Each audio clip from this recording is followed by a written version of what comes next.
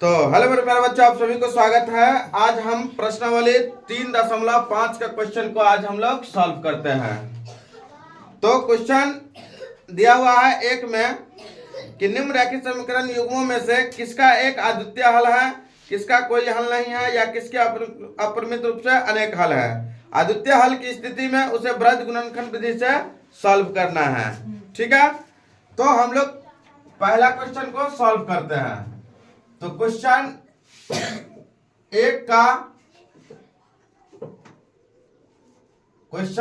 का पहला क्वेश्चन दिया क्या हुआ है कि x माइनस 3y माइनस 3 बराबर 0, और दूसरा समीकरण दिया हुआ है 3x माइनस 9y माइनस 2 बराबर 0। इसको सबसे पहले हम लोग क्या करेंगे, इसको हम सबसे पहले इसको हम लोग अद्वितीय हल के रूप में, अगर जांच होता है तो उसमें करेंगे, अनेक हल होता है तो अनेक हल करेंगे, या इसमें से कोई हल नहीं है तो ये कैसे होगा। तो हमारा जो है हमने इसका फॉर्मूला आप लोगों को दिया है। ठीक है, फॉर्मूला क्या होता है कि अगर a1 बट्टा a2 not equal to b1 बट्टा b2 होता है तो क्या होता है जी, अद्वितीय हल होता है। क्या होता है, अद्वितीय हल होता है। अगर a1 बट्टा a2 बराबर b1 बट्टा b2 बराबर c1 बट्टा अगर c2 होता है तो अपरिमित रूप से क्या होता है, वो अनेक हल होता है। क्या होता है, अनेक हल। अगर a1 बट्टा a2 क्या होता है, a1 बट्टा a2 बराबर b1 बट्टा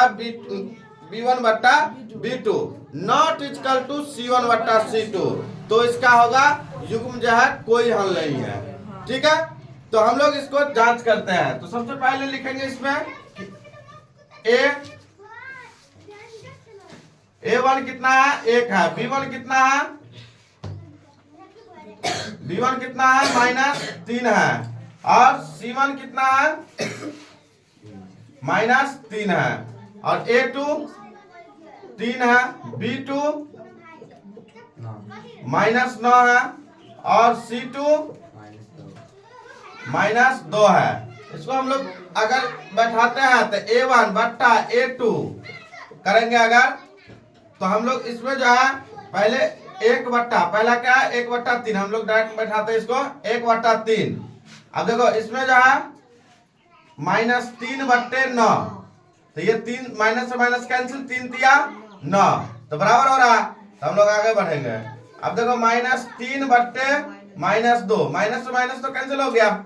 ठीक है, तो आया क्या है हमारा, ये आया हमारा 1/3 बराबर है, यहां भी 1 है तो 1/3 नॉट इक्वल टू, ये क्या हो गया बताओ, ये किसका समीकरण है। तो हम लोग लिखेंगे ये जो समीकरण आया हमारा a1 बट्टा a2 बराबर b1 बट्टा b2 not equal to c1 बट्टा c2। तो यह अपरिमित रूप से इसका क्या हल हुआ जी, बताओ, कौन बताएगा, बताओ इसका क्या हुआ। हाँ, कोई हल नहीं हुआ इसका, है ना, ये इसका कोई हल नहीं है। तो हम लोग क्या लिखेंगे यहाँ पर, अपरिमित रूप से कोई हल नहीं है। ठीक है, अतः, या इसलिए भी बोल सकता था अपरिमित रूप से